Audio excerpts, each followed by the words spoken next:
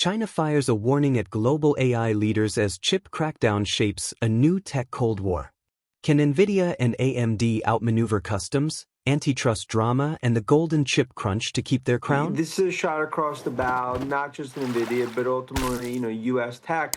Look, and we've seen it, but you're talking about what could be 15, 20 billion per year for Nvidia. Look, I think the bark ultimately could be worse than the bite here, but it speaks to the continued tensions we're going to see in China, and especially when it comes to Nvidia. Look, that's the golden goose. They're continuing to go after the China market, and China big tech wants those Nvidia chips over Huawei. All right, Dan, we were just showing the broader chip sector, Chinese chips, and some other things just a short time ago. What does this mean for the broader chip sector? I'm thinking about AMD in particular that also has a significant China business. Does this signal just a broader pressure on chips?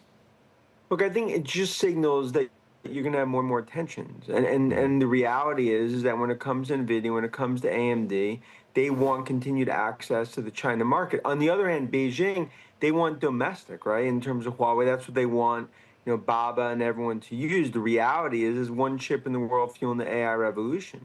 And that's Nvidia. Right. I know you've been a big bull on Nvidia, along with our Jim Cramer. A lot of other people see the stock having considerably more upside.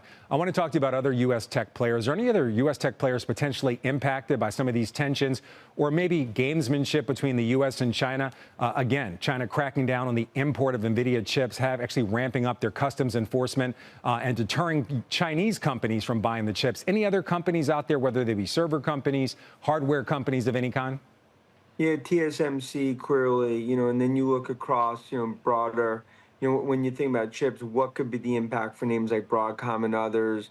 Look, Frank, I think right now, this is all a game of high stakes poker, but the reality is that those big tech companies in China, they want those Nvidia chips, and they're going to get them one way or another.